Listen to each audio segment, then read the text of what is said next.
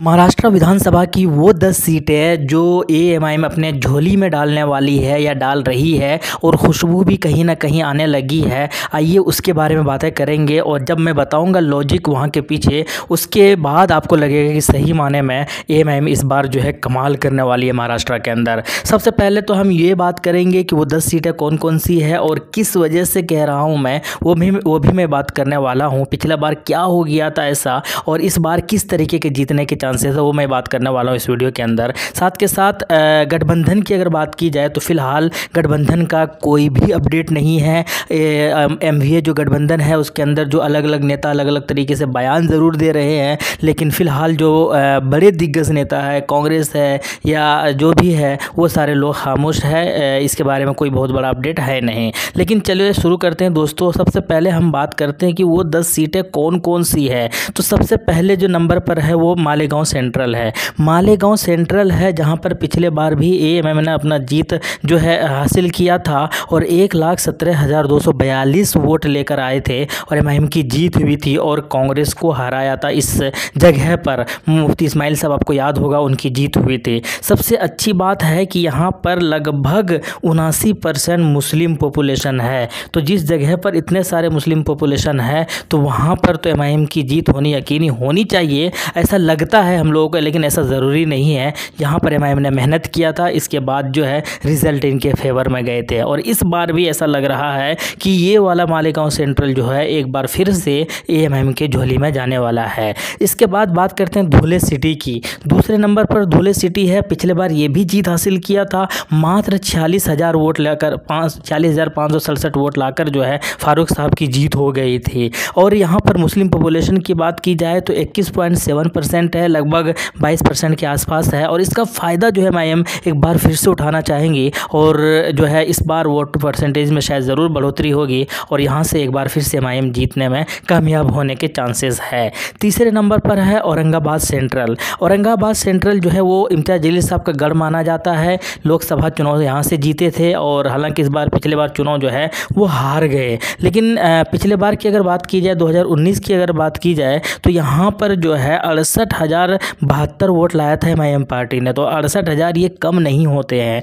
और यहाँ पर मुस्लिम पॉपुलेशन की अगर बात की जाए तो 35.5%, यानी कि लगभग 39% के आसपास यहाँ पर जो है वो मुस्लिम आबादी है, मुस्लिम वोटर्स है। तो इससे साफ पता चलता है कि एक बार फिर से एमआईएम चाहेगी कि ये वाली सीट जो है अपने झोली में डाला जाए और एमआईएम को मजबूत किया जाए। चौथे नंबर पर आते हैं औरंगाबाद ईस्ट की। औरंगाबाद ईस्ट के अंदर जो है 37.5%, यानी लगभग यहाँ पर भी 38% के आसपास मुस्लिम की आबादी है। 80,000 से ज़्यादा वोट लाया था पिछले बार और यहाँ पर जो है भले ही बीजेपी पार्टी की जीत हुई हो पिछली बार और काफ़ी ज़्यादा क्रिटिसाइज़ हुआ था कि एमआईएम की वजह से जीत गई, इसी वजह वगैरह वगैरह, लेकिन कुल मिलाकर बहुत क्लोज हार हुआ था। और इस बार जो है उम्मीद यही है कि एमआईएम इस बार बीजेपी और कांग्रेस या एमवीए गठबंधन को हराकर एक बार फिर से अपने झोली में ज़रूर ये सीट करेंगे। लेकिन यहाँ पर थोड़ा सा इशू भी हो रहा है, किसको टिकट दिया जाएगा किसको नहीं, ये तो खैर हम लोग अलग बात करेंगे।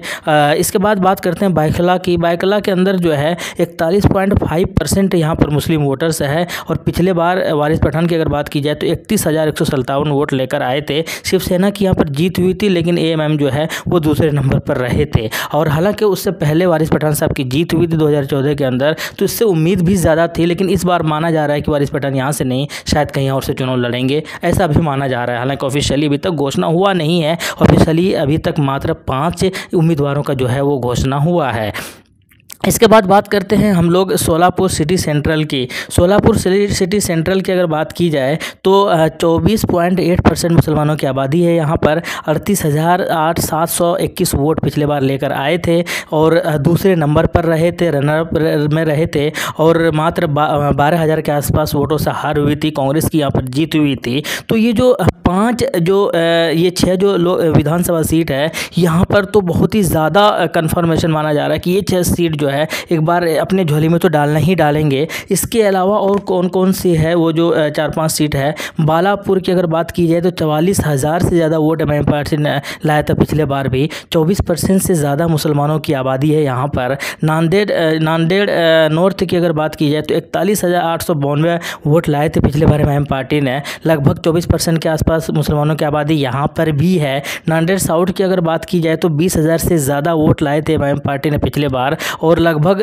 23.50% यहाँ पर मुसलमानों की आबादी है। और याद रहे कि नांदेड़ से जो है इम्तियाज़ जलील साहब जो है वो चुनाव लड़ रहे हैं, लोकसभा चुनाव भी लड़ रहे हैं, जो उपचुनाव हो रहा है तो ये भी लड़ रहे हैं। तो यहाँ पर तैयारियाँ जो है शायद एक के साथ एक फ्री मिलने वाले हैं, और यहाँ पर अगर तैयारी विधानसभा की होगी तो लोकसभा की अपने आप जो है वो तैयारी हो जाएंगी, क्योंकि यहाँ पर भी जो है उपचुनाव हो रहा है। इसके अलावा वेंडर वेस्ट की अगर बात की जाए तो 12,594 वोट लाया था पिछले बार। 26% मुसलमानों की आबादी है। तो ये जो 10 सीटें हैं, Malegaon Central, Dhule City, Aurangabad Central, Aurangabad East, Byculla या Solapur City Central, Balapur, Nanded North, Nanded South, Vandre West, तो ये जो 10 विधानसभा सीट है, ये 10 विधानसभा सीट जो है काफ़ी मानी जा रही है कि इस बार एमआईएम यहाँ पर खेला करने वाला है, और ये जो है जो जीतने वाले हैं। हालांकि 6 विधानसभा सीट में तो पिछले बार जो है 2 में से तो जीत हासिल हुआ था,